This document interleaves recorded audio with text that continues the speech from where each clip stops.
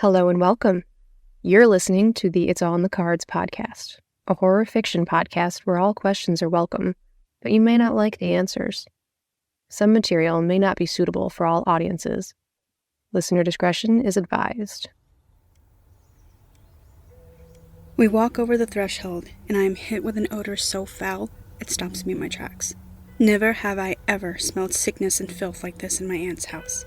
It makes me think twice about going to see her. The last I saw her, she only seemed fatigued with the cancer, but that was several months ago, and if she hasn't been doing anything the oncologist told her, I can imagine how much it's spread. Oh, wow. That's an interesting smell. Don't judge her on what you see now. Just take in the putrid stench as an extension of the sickness we have to expel from her. Beattie Jean Albright does not tolerate this much filth in her house, so something must really be wrong. I say that, but still can't move my body forward. Yes, I've seen death. Hell, I've caused death. But I've never seen any of my family in a tortured state of physical debilitation. With Mom, she was just gone. She walked out of the store one night and didn't come back. With my grandmas and grandpas, old age or a slower, less debilitating illness took them, so my child mind didn't see them as anything other than old. But the woman who helped raise me after Mom died, the woman who has had the only signs of aging as her hair growing pale and just a few wrinkles around her eyes and smile, I'm not sure I'm ready to face it. Jade? I finally forced myself forward before the others judge me any more than they already did. I don't want their pity. I just need their help. Remember, it's up to you to convince her. Sam nods and the group follows me to Aunt Beattie's room. The stench of the house follows as far as her bedroom door. I grasp the doorknob and take a deep breath before opening. God and Goddess, let me save her.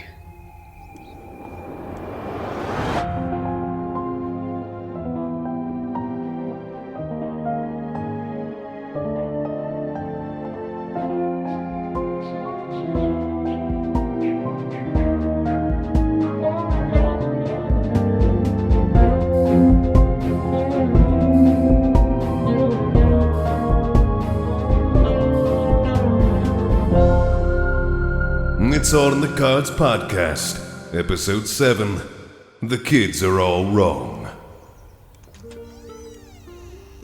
I push the door open slowly, afraid to stir her, but also still afraid to see her.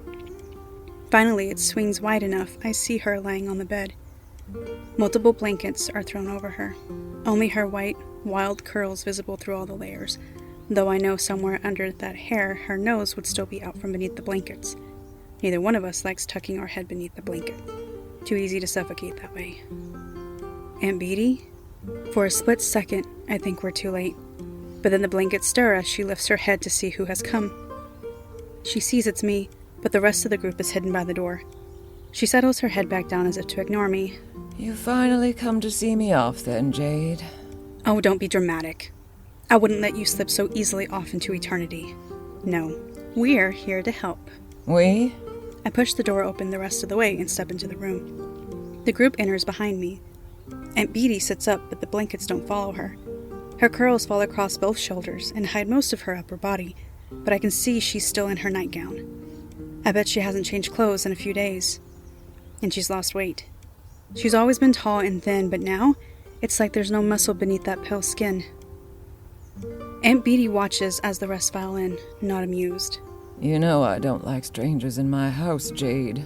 Think of them as my sisters, or nieces if you will. Huh, that's what we should start calling all the neophytes, nieces. Aunt Beattie stares hard at Maureen and Roz. And what are they doing here? Everyone has come to help you get over the sickness. Uncle Del tells me you won't let him lay hands and you won't go to the doctor. If the good Lord decides for a cough to take me before the cancer, then I will not go against his plan. The good Lord also says our bodies are a temple of the Holy Spirit, and that we should treat it as such. I've never seen you let your house get to this point. My house? So Dale lied. He said he's been cleaning up for me.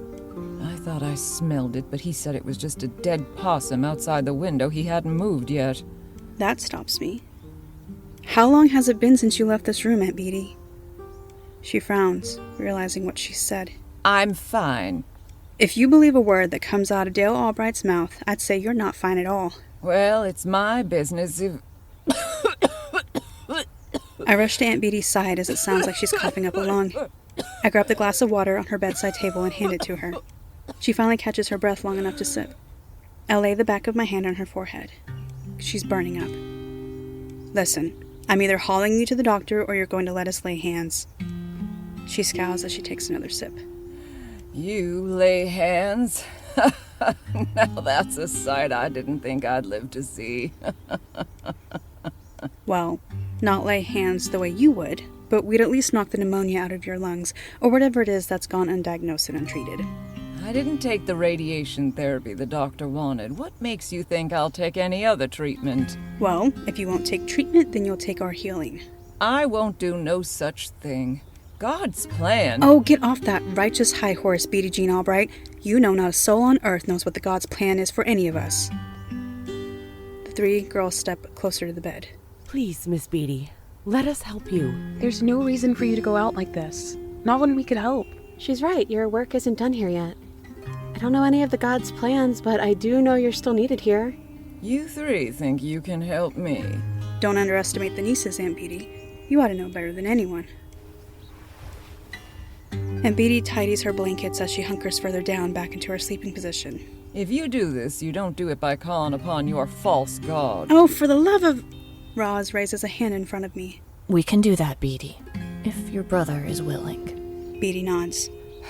Get Dale in here. Before I can move a muscle, the three neophytes take off back to the front porch and fetch Dale. He's slow to move, but his boots step hard and loud across the wooden floors. The girls trail him into the bedroom, but once back in, they get as close to the bed as possible. They're ready to do what needs done. Their excitement perfumes the air. Dale pats Aunt Beattie's foot. You finally ready to get some help? Aunt Beattie waves a hand in the girl's direction. You must teach these girls how to heal me. Uncle Dale's condescending smile falters around the edges. What do you mean? Jade said they all came to help. I assumed they all knew how. They know their heathen ways. They don't know the workings of our Lord. Uncle Dale's eyes flick to the girls and then back to his sister. Beattie, I can't tell all the girls how to do it. I've already told Cora and Jade. Is your sister not worth the loss? What loss? Their type of healing and practice can only be passed down by the opposite sex, and once you pass your knowledge on to 4 people, you lose your ability to work it. My poor Uncle Dale here is afraid he'll be demoted to snake handler, no longer a healer for his church. Justice gives my uncle a thoughtful, pitying look, while Sam and Hannah give him a more judging look. Can he tell only one of us? And those who do not already know can just lend their energy to those that do? That can work. Dale? That'll work for me. Who's gonna be the lucky girl to learn? Sam. She's the only one who I have authority over to okay learning another path like this. Agreed. Which one is Sam? I am. Uncle Dale looks Sam over as she steps up to him. You're Jillian's girl, aren't you? Sam tenses at the mention of her mother. Yes, sir. You have her eyes. We don't have time for a walk down memory lane, Uncle Dale. He nods. Come with me. Sam follows Uncle Dale out of the house. Justice watches as they leave, but Hannah's eyes are on the floor. She rubs her thumb over her closed fist. Something's up with her. Out of the 3 of them, I didn't peg Hannah for having any self-control, but maybe she just needs a nudge to get going. Do you have something you'd like to say, Hannah? She nods and looks back and forth between Aunt Beattie and Maureen. I know we want to do whatever we can to help her, but why are we so easily swayed to forsake the mother? Why should we follow her Christian ways? First, we are not forsaking Mother. Remember, the Coven's roots were in the Christian-based mountain magic. Beattie was among that group, though they refused to be called a Coven. Excuse me for not going against the Bible. Some of us were not tempted to follow a false god. No. Instead, you are labeled holy enough to save lives, but not Christian enough for your soul to be saved. I go to church every Sunday. I am welcome at the congregation. Now, yes, but they don't need your mountain medicine anymore. Only a few of the oldest families still hiding in the mountains need it. I need it. Finally, Rachel speaks up. She hasn't said a word this whole time, and I wondered how long it would take for her to finally butt in. She steps out of her place in the corner, wedged between the wall and the dresser, and stops at Aunt Beattie's side, easing onto the bed beside her. Rachel picks up her hand and kisses it. You watched Jade, Roz, and I plenty of times when we were growing up. You were the one who saved my dad from his liver cancer when he was just as stubborn as you're being now. Follow my goddess or Christ. I don't care. I still need you in my life. I know we've been distant because of all the fighting, but I think it's time we stopped and started appreciating each other again. I appreciate you, child, but my cancer is too advanced. I can't heal myself with my knowledge, and even if I could, I wouldn't. But that doesn't mean you should stop us from trying. I know the focus today is getting rid of the pneumonia, but you should let us try to heal you fully. If not for us or yourself, then for Cora and whatever grandchildren she gives you. God and Goddess knows this one isn't making any headway on that front. I've been at her for years to find someone to love and to have a family with. She's just as stubborn as the rest of us.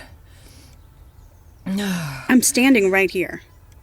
Uncle Dell's heavy boots and Sam's pitter-patter on the porch signal their return. I'm sure he only taught her what she needed for today, but there would be other days where she must return and finish gaining all of his knowledge, or else her ability to do what she's doing today will go away. Uncle Dell holds the door open for Sam as Sam carries in a poultice. I know what the poultice is made of, and the stench of it seems to just mingle with the stink of the house, but it will get rid of the pneumonia. Miss Beattie, you know what I need to do with this. Which is why I hadn't made one yet. You can give it to me, child. I'll do the rest. Aunt Beattie snuggles further into her bed, but pushes the blankets down. Sam hands her the poultice, and she pulls out the front of her nightgown to make way and position the mass of mountain medicine onto her chest. Thank you, Sam. We aren't done yet. We're just getting started. Sam wipes her hands on her clothes and moves to her friends, but then looks at me and Roz. How do we make me the focus? Lay your hands on Beattie, and the rest of us will lay our hands on you, or the person in front of us touching you. We can transfer our energy that way. You just have to mutter the words and push it into her. Seems simple enough. Sam starts towards Aunt Beattie, but I raise a hand in front of her. Remember, you have to be careful and not pull energy from yourself or any of us. You have to use what is given and push it into her. You know what happens when you draw on too much energy. I know. I can do this. I don't remind her that I can also do this. 1, Maureen and Roz can also do this, and they said nothing, which means they want her to try this. 2, part of me is afraid I won't have the power to do it anymore. I haven't passed the knowledge on, but I also know God didn't come to my aid last year to save that man from the deck of Eternals. I doubt he'll let me save my aunt if he won't help me to save a stranger. I know she can do this, but I still don't want anything bad to happen to her. I lower my arm and let Sam and the girls pass. Sam lays her hands gently on both sides of Aunt Beattie's head, running her fingers into her hair. Hannah and Justice stand on either side of Sam, hands on her shoulders. I scoot in between Hannah and the dresser to directly touch Sam. Rachel comes and lays a hand on my shoulder, patting me, reassuring me that everything will be okay. Maureen and Roz pick a girl and lay their hands on them as well. We are ready when you are, Sam. Whenever you're ready. But he was wounded for our transgression. Sam mutters the words needed to invoke that old mountain's spirituality.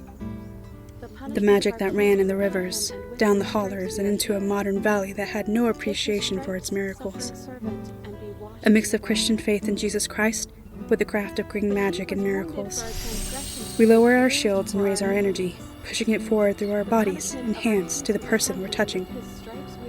There's not quite anything to see, but there's plenty to feel. Our collective energy electrifies the air. My hair stands on the back of my arms and neck. We give until we have no extra to give. We are all trained in not giving up our life essence.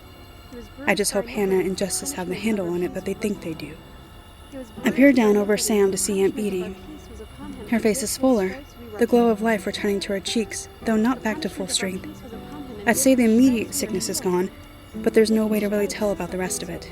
Not until she goes to the doctor for scans. We keep pouring what we have into her until we can't anymore. Sam's words seem to also conjure energy from the air around us. The wind blows outside the window, and the songs of birds take over the room. The mountain is waking. Too bad it's not the only thing that wakes. But one thing at a time. Maureen's the first to stop lending energy, then Roz, then myself. A few seconds after I stop, I wonder if the girls are about to kill themselves to save her, but they too stop. Sam finishes her last line of invocation before releasing Aunt Beattie. Aunt Beattie takes a deep breath in and holds it long enough to startle us all, but about the time I make a move, she releases it. No coughing, just a smile. Well, ladies, thank you very much. Now I have a house to clean.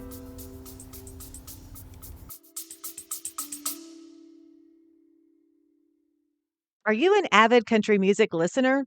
Join me, Miss Helen, and producer Kyle on the Texas Toast podcast, where we talk with some of country music's biggest stars, like Parker McCollum, Josh Abbott, and Pat Green, as well as my favorite part, new upcoming performers and songwriters like Dylan Gossett and Braxton Keith. We learn all about their journeys into music and what makes them tick, along with never-before-heard stories about the making of their songs. Join us every Tuesday and Friday wherever you get your podcasts, and you might just learn about your new favorite artists.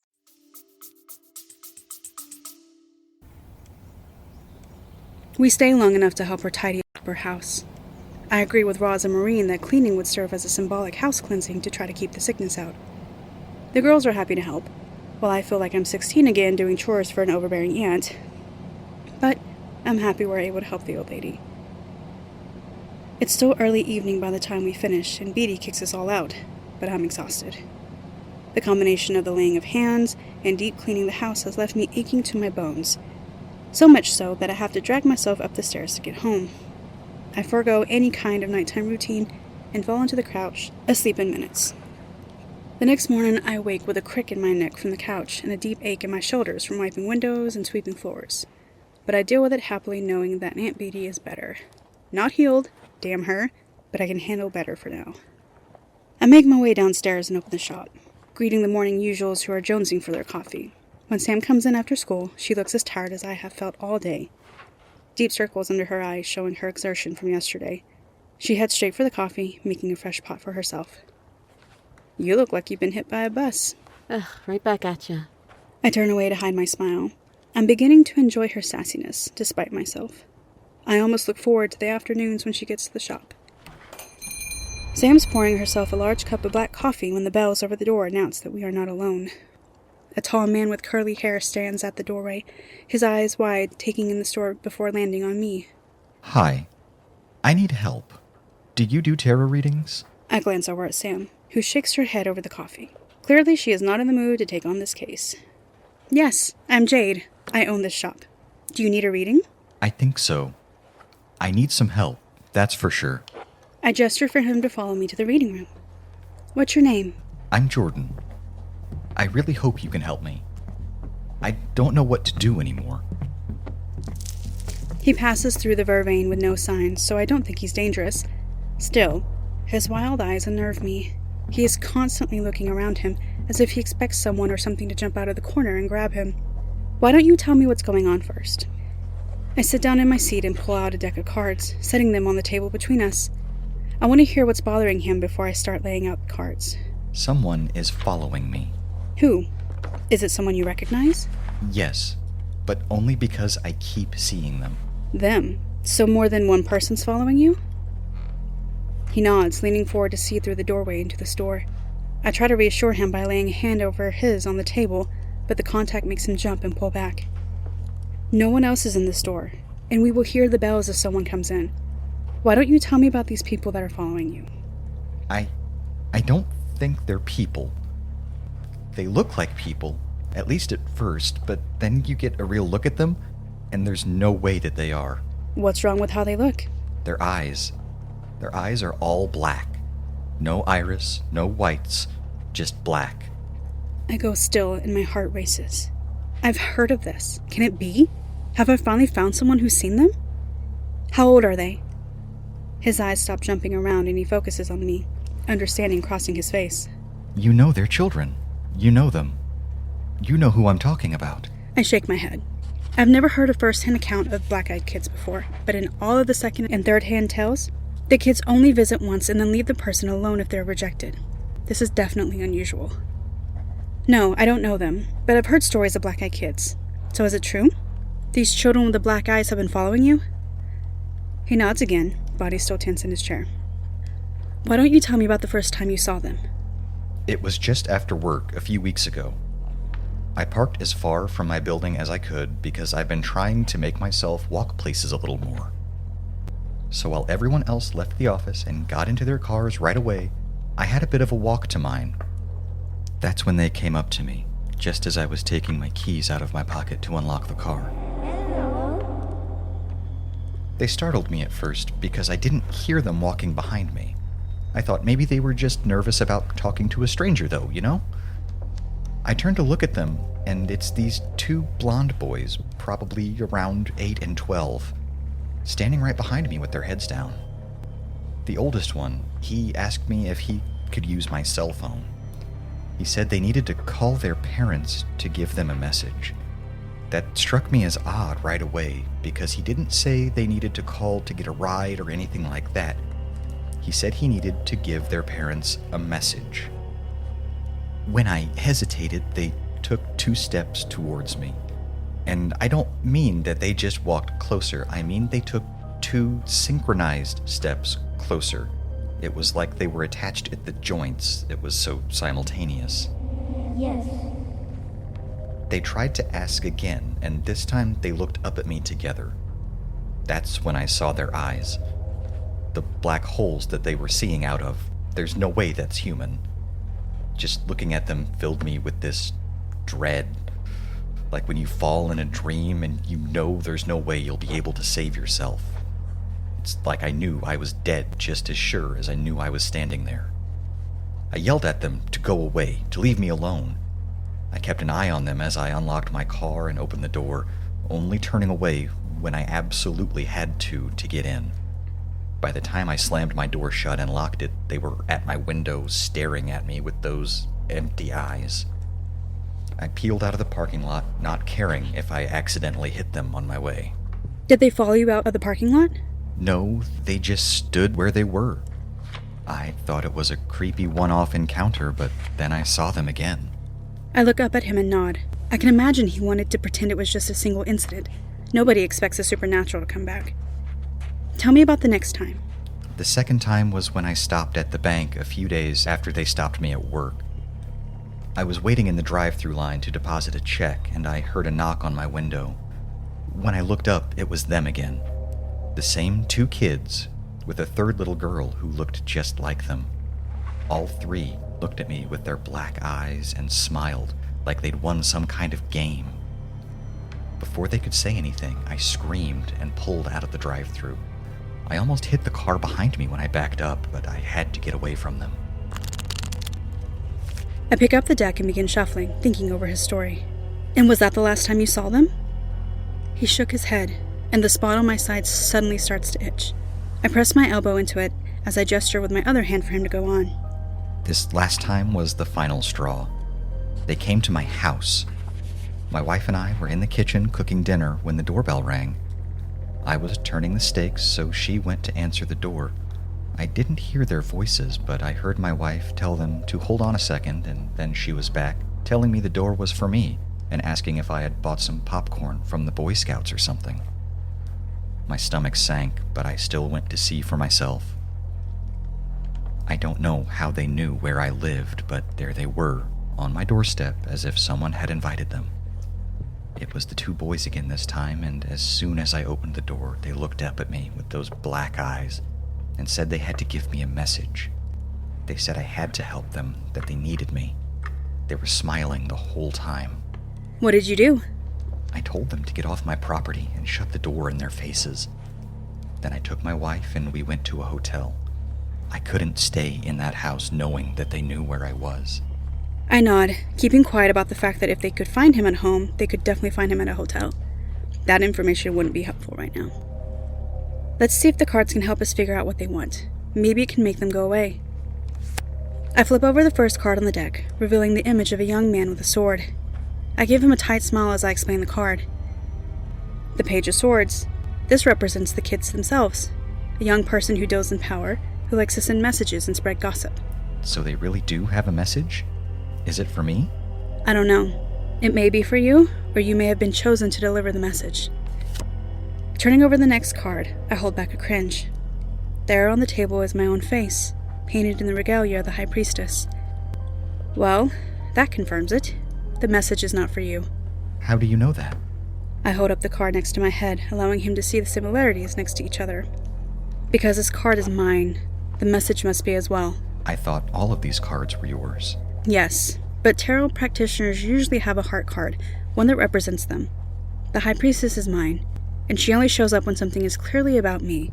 So you're in the clear here. It looks like you've delivered your message. What? I haven't told you anything. Those kids didn't even tell me anything to pass along. They just said that they had to give their parents a message.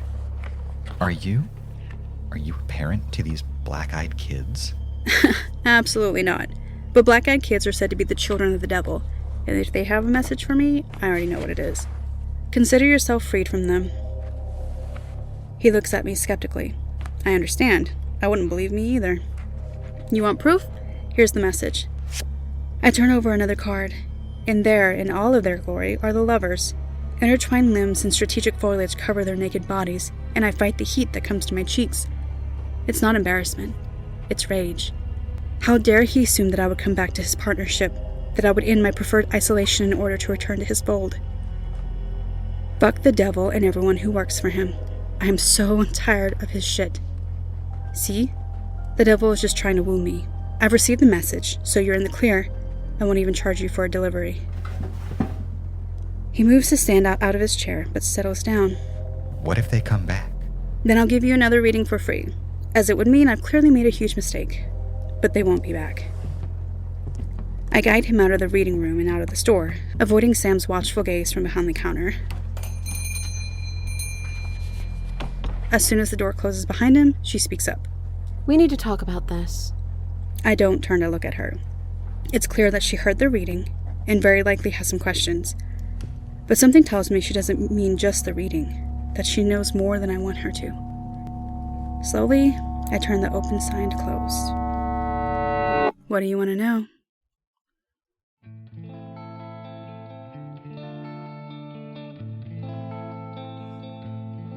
This episode of It's All in the Cards podcast was written by Ashley McAnelly and Morgan Valko.